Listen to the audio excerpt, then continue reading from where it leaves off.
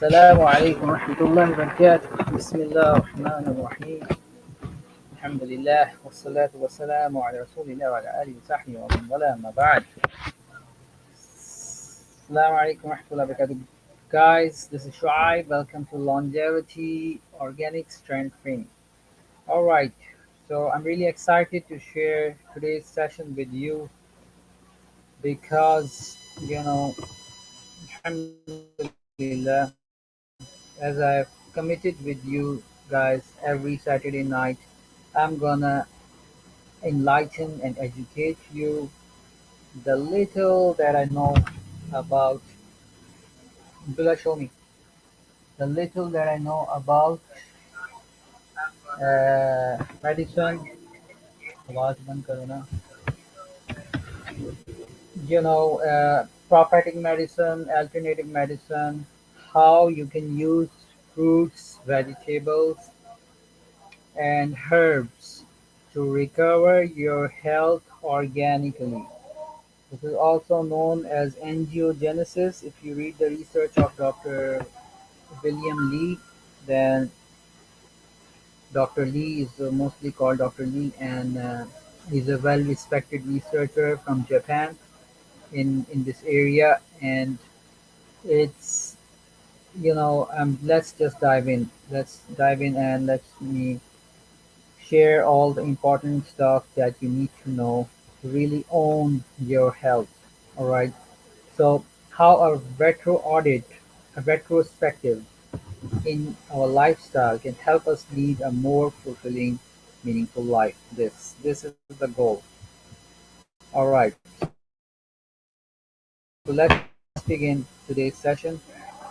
I'll try to keep it short, but it might get lengthy. But hopefully you're gonna enjoy, inshallah ta'ala.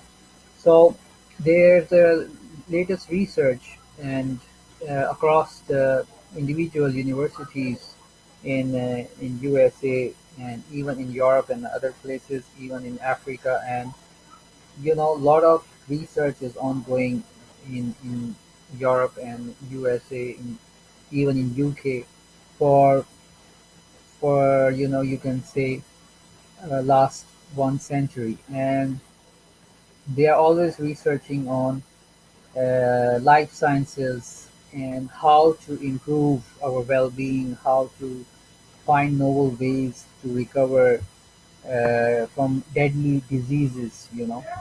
Now, they did research recently, and they found microplastics in our brain.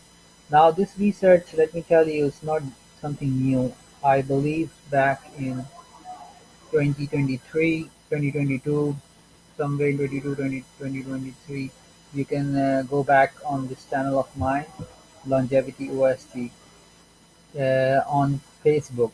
You can find my live session on, you know, um, I have shared about, like, what do microplastics, what kind of microplastics they found back then in our brain, and what does that do, what kind of harms that it brings inside our body. So the kind of microplastic they found was PVC, PET, PE. These are the common plastics. You can just these are basically polythenes, polyethylene, ethylenides. You can just Google it, you can AI it, and you can research. You can read more about the kind of plastics that exist. You know, apparently, if you read the history, we in the olden days, say 100, 200 years ago, they used to use stones, and even back in Egypt time, thousands of years ago in China, in Egypt, they used to use marble and glass and stones, and then they brought in plastic, presumably making the in the era of industrialization, making life easier. But obviously, since plastic was something new, people had no idea what plastics would do to us. And slowly but surely, now we have clear evidence, as per the latest research, how harmful. these microplastics are to our body. So, how bad is it? Okay, let's discuss that quickly. So, there is like, you think having microplastics in your brain can have, you know, neuroinflammation. What is neuroinflammation? Basically, it affects directly your neural activity, okay, your neural connectivity. And once your uh, nodes or your neurons, your brain cells are broken, the connection is broken, then you can imagine you can have, may Allah protect and preserve us all, Alzheimer's and sorry about the typos, I just quickly wrote them. Alzheimer's and Parkinson's and dementia and brain tumor and brain cancer. This keep in mind this is still an active research area, okay, but the as much as research has shown so far that these plastics can be linked to the increase in diseases we are seeing in people these days. There is like 70-80% increase in Alzheimer cases, Parkinson's, dementia, brain tumor, cancer, even leaky gut. Okay, and the you have the whole gut line, right? There's a thin line, and that gut line breaks up when you're not having enough fiber, you're not having enough water, and you're not having healthy diet. You are having a diet full of chemicals, and that chemical destroys the sensitive lining of your gut, and then you have an issue which is known as leaky gut. As in the stuff just comes out of your gut, and that causes a lot of problems. And then there's lung cancer, then there's deadly viruses, and so there is story of Saad I want to share with you. I don't recall if I shared his story in my last session. So the story of Saad is about, you know, a deeply saddening one. Qadar Allah ma sha fa'al. Whatever Allah willed, it happened. And so Saad was basically a cousin of mine. He was an engineer and studying Islamabad back then. He died in 2019. How he died? He ate a shawarma outside. I'm talking about Lahore, Pakistan. Lahore is famous for its amazing food, but very few places have good hygienic conditions. Most of the people, we don't have that strict of compliance. In all across all industries, you name it, food industry, education industry. I've worked in all of them. Hospitality industry, healthcare industry. It's a big mess. So like we are 25, you know, to 50 million, to 30 million people, So I'm talking about the population of Pakistan, fourth or fifth most densely populated country in the world. So we're talking about millions of people, a lot of people. And when you have a lot of people, it's difficult for the government and the ministries to have compliance, right? And that's a common issue. That's not just the issue in Pakistan. That's the issue you find in all those countries which have, uh, you know, huge populations. They face these kind of issues in uh, China. Mobile. They face these issues in China, in India, and in other places. So anyhow, you know, I used to tell Saad that, man, just fear Allah. He was like my younger brother. Don't eat outside. But he wouldn't listen. And he would say, when death will come, it will come. Like डर के क्या जीना डर के क्या जिंदगी गुजारना जब मौत आनी है रज के खाओ पियो. That is the attitude that people have here in Lahore, unfortunately. Allah musta'an. So that's not good. That's not prevention is better than cure, right? Prevention is better than cure. It is better for you to prevent, you know, a harm or a damage, even from Islamic point of view. Prevention always takes precedence over gaining benefits. Okay, so let's say that if there is a possibility that you go out and you have friends, let's say they come over from some place, and then normally you eat healthy, you eat in your home every single day, but all of a sudden friends come over and then you plan to eat outside. In that scenario, unless you go out to a place where there is proper, you know, there is uh, HACCP, I'm forgetting. There is a hygienic certification, hygienic association for internationally recognized.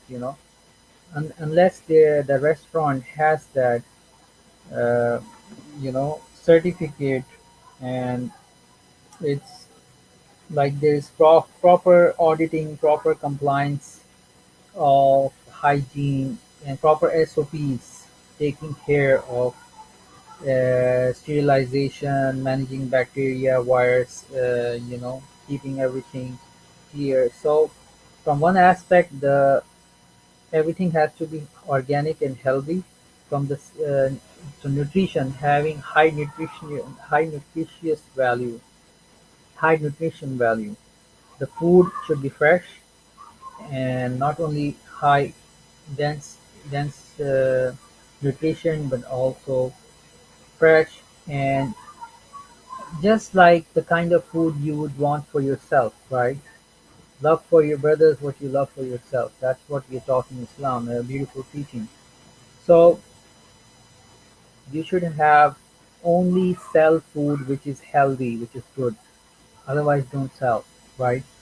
And because health is an amana, health is an amana, and so you take that seriously. And regardless whether someone checks on you or not, you should fear Allah. You are accountable in the sight of Allah. Whenever you're running a restaurant, whether it's in Hajj or Umrah or any other time, any other place, whether you're just a catering service, you're a restaurant, you are a hotel, you are a hospital, but you just run a simple canteen in school, college, university, whatever. You're a food truck, but certainly in Islam, the buyer has rights and the seller has rights. So you need to make sure when the seller is paying you money, you make sure that the buyer is paying you tax, giving you money. You as a seller make sure you give them their rights and not become from the mutaffifin. So yeah, I was telling you about the story about Saad, subhanallah. So he just ate out shawarma, and uh, they would just giggle and laugh, and they would say like kuch nahi hota, kuch nahi hota, and I was like, no, that's not the right mindset. That's not the right approach. That's taking too much risk, playing with your life, taking too much risk. On one aspect, where the food is halal or not, how can they sell shawarma for 70 rupees, 60 rupees? It's doubtful whether the food is halal or not. That's one thing. The second thing is the hygiene, right? And then the third thing is the nutrition, right? How fresh it is, how healthy it is. Is it free from? Is it dead chicken? Is it free from viruses and diseases? So you know, even in Saudi, even in Dubai, so many restaurants. I've lived in these places for years. Like so many restaurants run by Pakistani, Indian, Bangladeshi, and other nationalities. These Nepalis. I have seen a rat with my own eyes in a Nepali restaurant in Dubai. Can you believe this? Don't get me started. But I just want to give you a short signal that, like, please. He was just 18-year-old. He passed away. I put sand with these my own hands, on his grave, and it was heartbreaking. So please don't take this risk. Don't take this risk. Fear Allah. And I'm saying this both to the buyer and seller. The buyers, please don't take risks. Don't eat from places you don't know that they have done everything properly. Even if you have slightest doubt, don't take the risk. It's not worth it.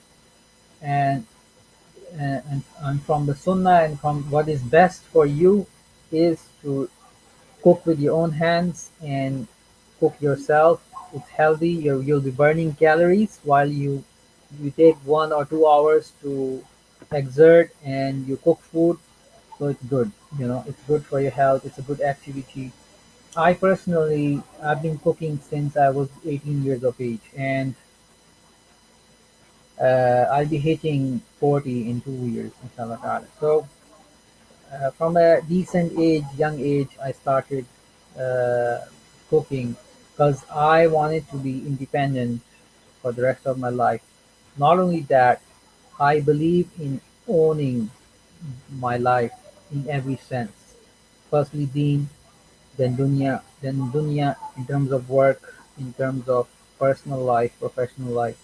Everything I want to do by myself as much as possible to maintain monitoring and control, to maintain quality of life, right? And obviously, we believe in qadr of Allah, and when something is written, it's written. Whatever is written, that will happen, that will take place.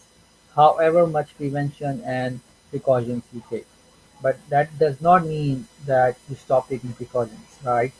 Like the simplest example I can give you, when you go out, when I ride a bike, I put my helmet on always. I drive slowly, and especially for the youth and for everyone. There's just so many stories I can share with you about on this.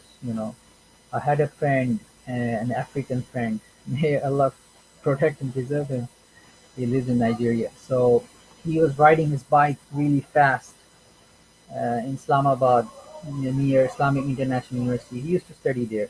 So he just dropped me. This is back, when this happened, back in 20, 2020. Yeah, 2019, 2020, around the same time.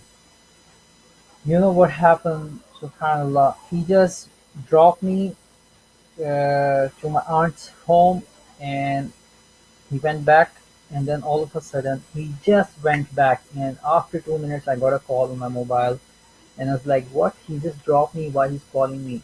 Maybe he forgot something. And I just look at I remember I just came back from Juma, and you know and he dropped me. We came back from Juma, and he dropped me, and then he went back, and and then I got a call back from his mobile, and I saw, and some other guy was talking on his mobile, and I was like, "Who are you? Where is Abdulaziz?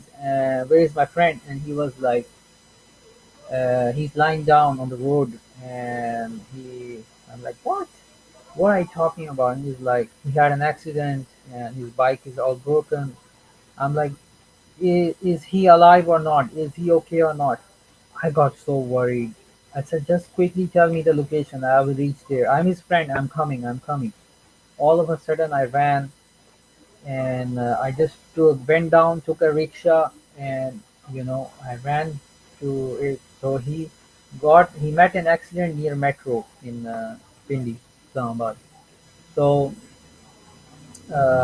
I the metro shopping center, that is. So then you know I got there, and I saw he was lying down. There was an ambulance, and inside the stretcher, he was lying down on the stretcher, and he was like this. And I was like, Abdulaziz, Abdulaziz. I was trying to wake him up. Wake up, Abdulaziz. And Abdulaziz, Abdulaziz. And he was like, Uh, he was initially he was like this, like dead. I was like, what? And then he was like, I a little bit. I slapped him and I sprinkled water on him and something, and he woke up and he was like, what? Where am I? What's going on? And I was like, I started breathing. I was like, Alhamdulillah, he's alive. And then so I was just amazed. Like he was just had an issue in his leg, and when he was walking, he was kind of like you know जैसे थोड़ा सा लंगड़ा के चल रहा था, but otherwise he was fine. And he was telling me his head is going around 360 degree, as though he rode he flew you know F-16 or whatever with high G force. I like, what really happened? What happened? And it was like, just I tried to overtake. It was my mistake, and the guy hit me. The car hit me from the back. I flew 360-degree in the air, and I dropped on the ground. And thankfully, the car didn't run over me. But my and I saw his bike was all broken pretty much from the front.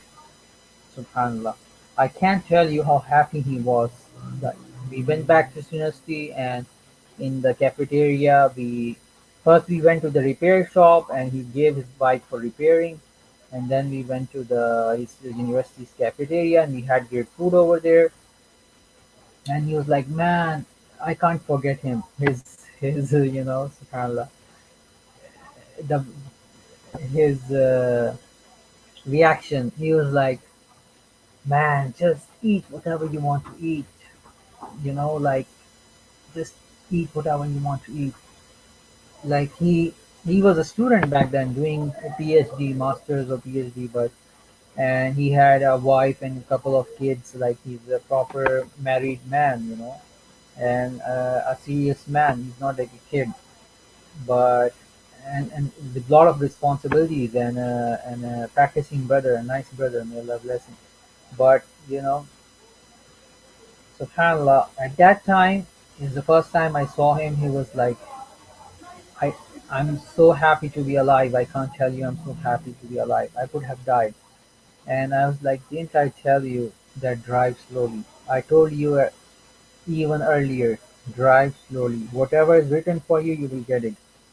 Don't ride fast. It's dangerous. You're putting your own life at stake and others' life at stake. And Sheikh Baz used to say this is haram. Driving fast is haram due to the harm involved.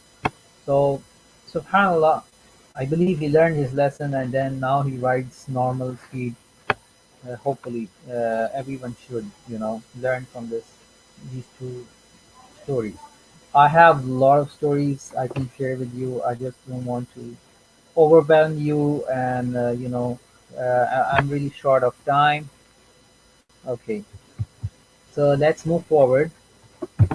Please have a look at the screen and what's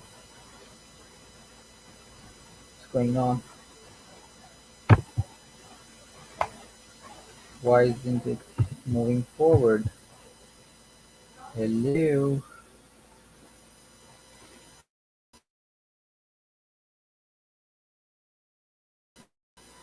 Understand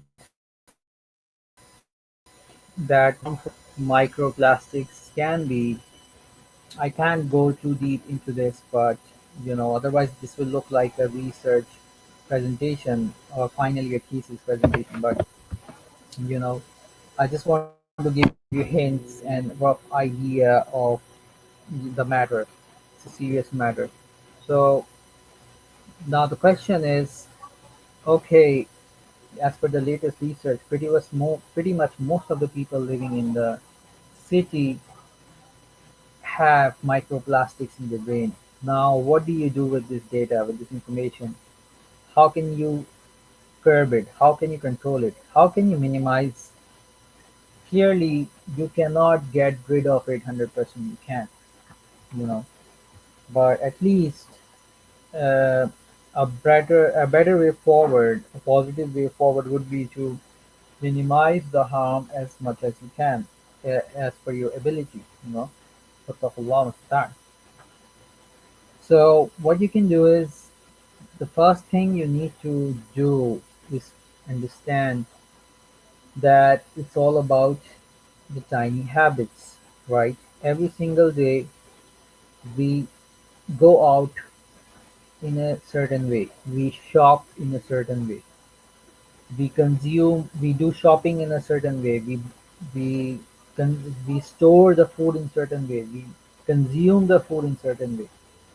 So if you become very conscious and cautious of how exactly you break down each task of, instead of the normal auto mode, we have an auto mode, all humans. Try to focus, pin down on what exactly you are doing. So the simplest example I can give you, when I went recently to fill my oil bottle, my cooking oil bottle, which is like a organic desi sarson ka tel.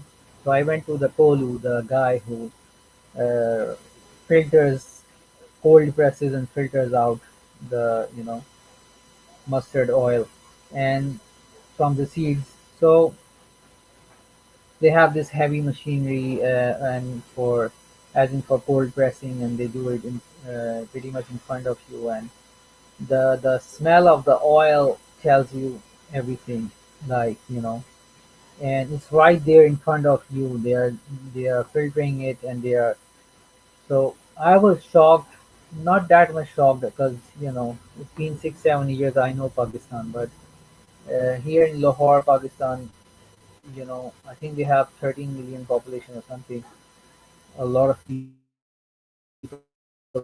live here, and it is densely populated.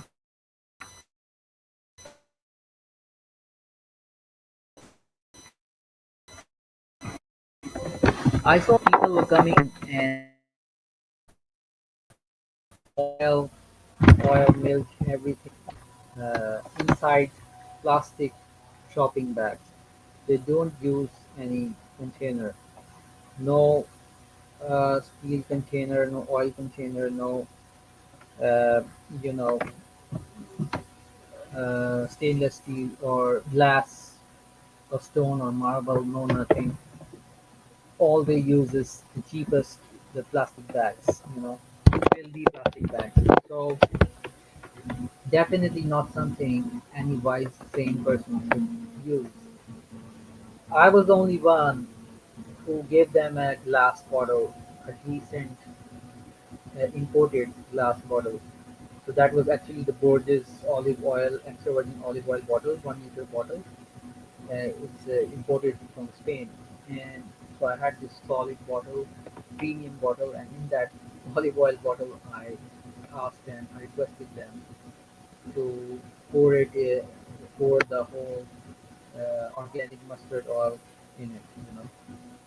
Alhamdulillah, and it was kind of risky to take that glass bottle and ride on the bike some 10 kilometers back and forth. But alhamdulillah, I did it, and so even the bag that I used was a sustainable bag, the shopping bag, the cloth bag, and even the bottle was the glass one.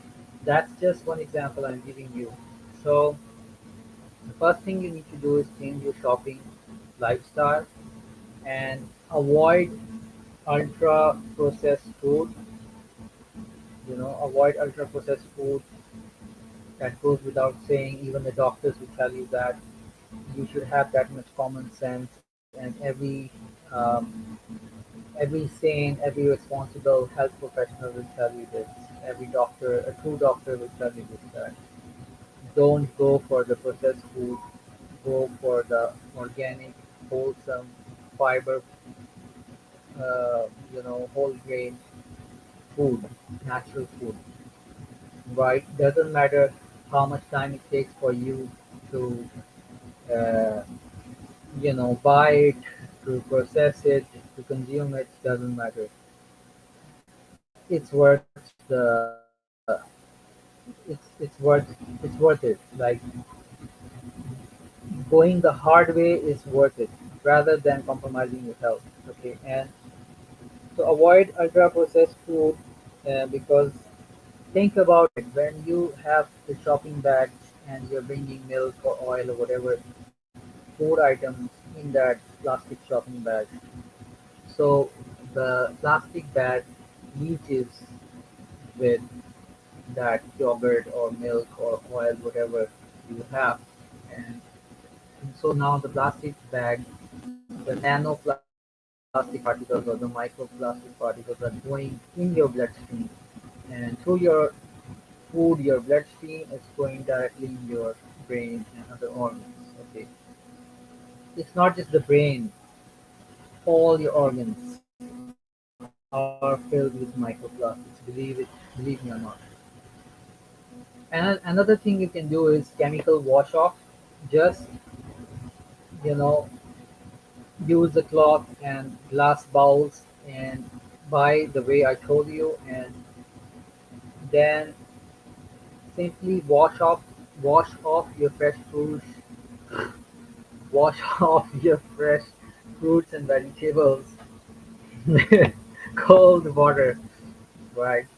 And say carrot and cucumbers, capsicum, whatever we're talking about, just wash it off with cold water for at least 60 seconds, and your air quality matters. Measure your air quality, the AQI, measure the water quality, extremely important water quality. The water that you drink, you know, and the acidity and the alkaline and the acidic level within that water really matters because that's how inside your body is, you know, uh, your stomach and your body is divided. So you need to maintain that balance, right? And so, yeah, what else? We have, let me see, dietary fiber. Dietary fiber. So, um, there are a lot of problem is caused by the choice of your food, the food items, right? So the dietary fiber, what it does is that it binds to the microplastic and strengthens the lining, of your gut, and it also supports good bacteria. So there's three main benefits of dietary fiber. Integrating fiber in your diet will only solve your problem, assuming you are well hydrated. And when you talk about fiber, you have to be well hydrated. Otherwise, you're only going to worsen your constipation, okay, your digestion. So you need to eat probiotics, yogurt, fresh yogurt, and you need to increase that good bacteria in your stomach for you to be able to overcome, boost your immunity and overcome the deadly viruses coming in your gut lining, inside your gut. And I can't,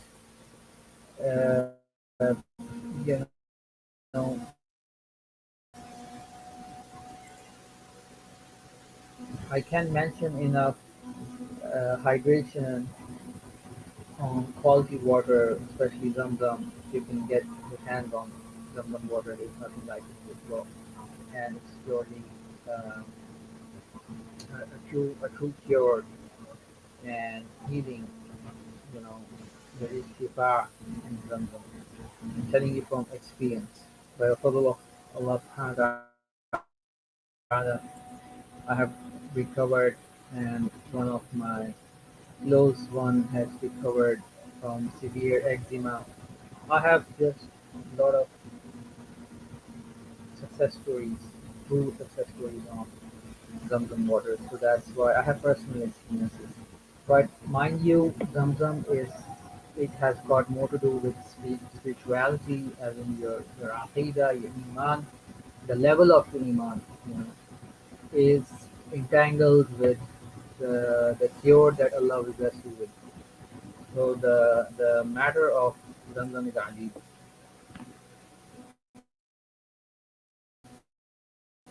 You may or may not understand until you deal with it. You have the personalized experience with it. Tea leaves, very important, can help filter out heavy metals like lead, cadmium, arsenic, mercury, bioabsorbency. The tea leaves, really important. Tea bags made from cellulose, the quality of your sleep. All these are solutions. All these are important ways you can, you know, um, solve the problem, the humongous problem we're talking about dealing with plastics. Yeah, there is another research. Some African research scientists they found, some biologists they found a bacteria that can eat plastic. You know, subhanallah. So look at the the nature, how Allah has created that. You know, there, like you would think, plastics are created, plastics are designed or synthesized by humans. And obviously, everything, the raw materials are from Allah, but we use the raw materials blessed by Allah, given by Allah, and we play around and we synthesize plastics and design plastics. And those plastics, can they be processed by our body? Clearly, they are causing harm because we don't have that deeper knowledge, that much of knowledge of how brain works, how our human body works at a really deeper level. We don't have any idea how the heart works, how the brain works, in spite of all the advances we have in science and technology and AI.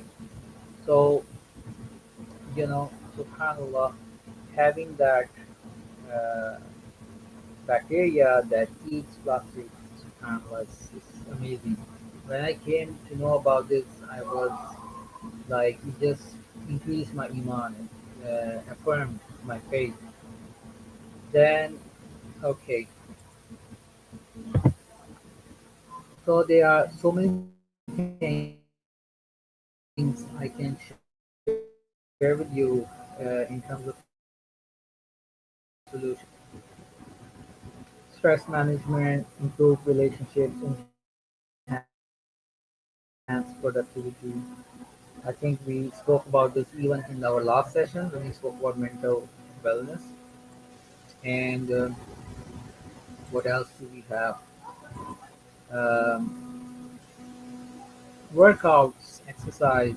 I can't lay enough importance on working out, circulating your blood, circulating water, blood, oxygen in your body, deep breathing early morning, in fresh air after further time, or these days even like 10 a.m., 11 a.m. You know, you can manage really good. And and there's also about how we visualize information and how we can convert them into AI models for AI to replicate our behavior. And I did want to touch on that, but I'm afraid I'm really sorry I'm run out of time. I need to close right now. So running through the conclusion now, I just want you closing remarks. I want you to fear Allah. I want to take your health seriously because the Rasulullah the final messenger mentioned that good health and free time. These are rare blessings. Very few people fulfill the rights of these two blessings. Very few people take care of these two blessings. Guarding, preserving your time and your free time and preserving your health.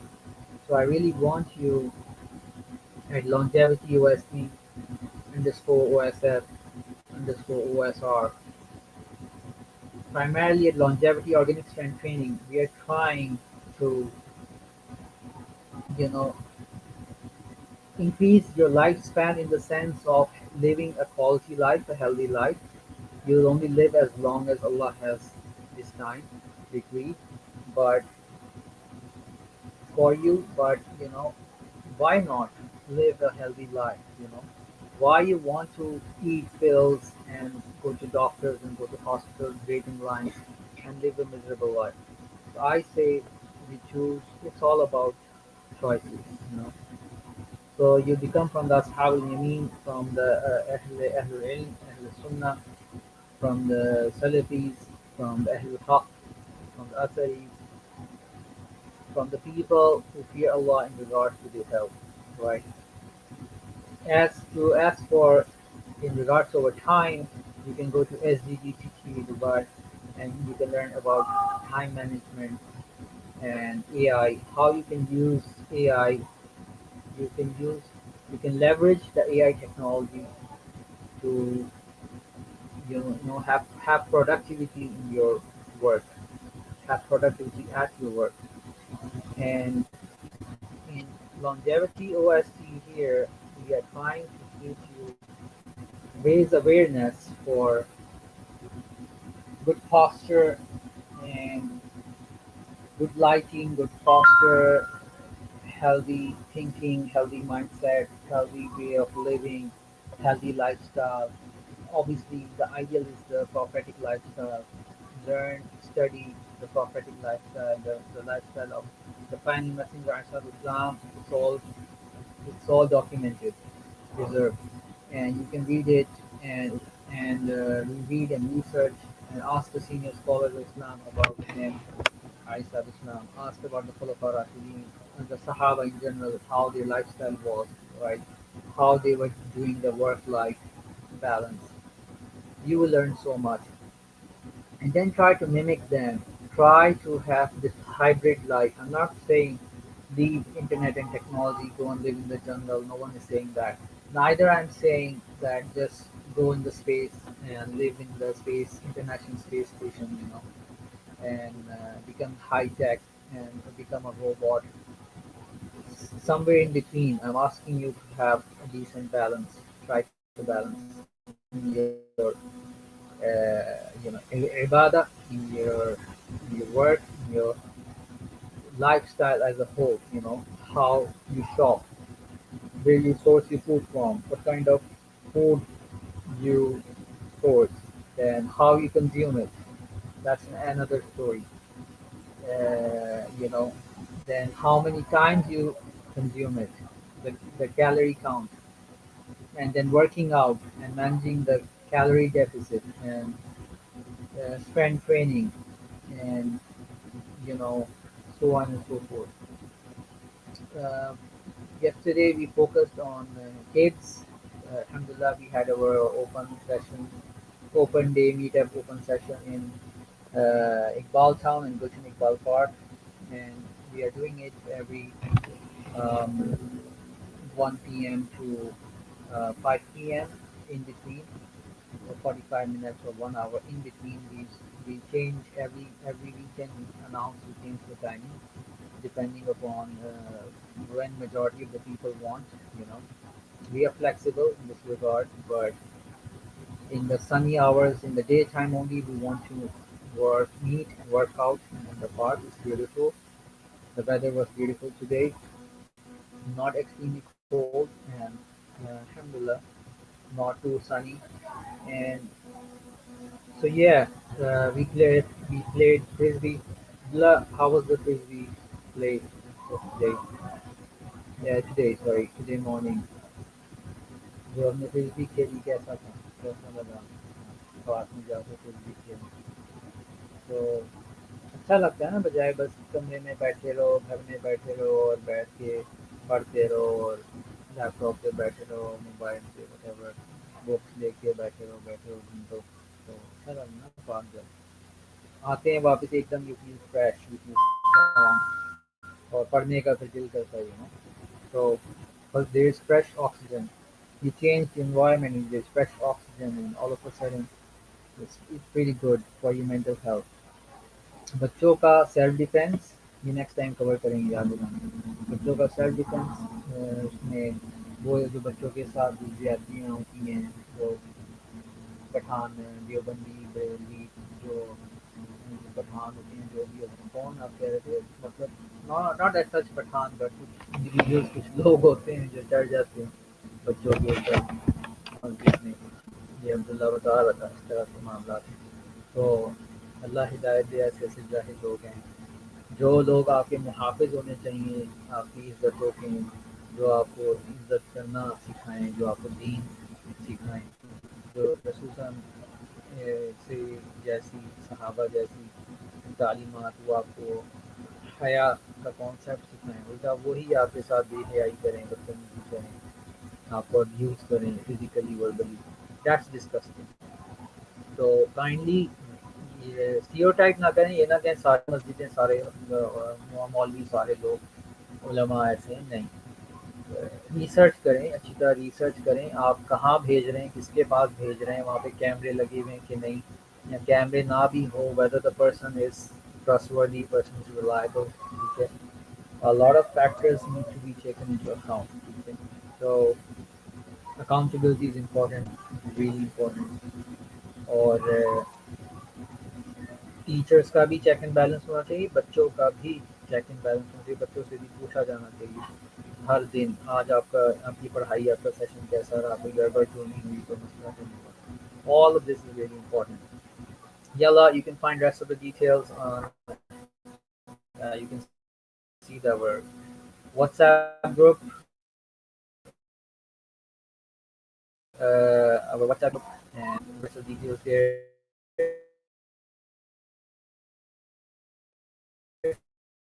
or you have a look and some سبحانك اللهم وبحمدك أشهد أن لا إله إلا أنت أستغفرك وأتوب إليك. أشهد أن الحمد لله. يلا. So let us be grateful for whatever Allah has blessed us with and protect and preserve it. Commit to protecting and preserving it. And let's meet up every weekend. Let's meet up and discuss our issues. Only when you discuss your issues openly will we know what kind of issues you are facing, and then you can research and try to propose good solutions, practical solutions. Yalla. Assalamu alaikum warahmatullahi wabarakatuh. Assalamu alaikum. This is Shuayb from Longevity Organic Strength Training.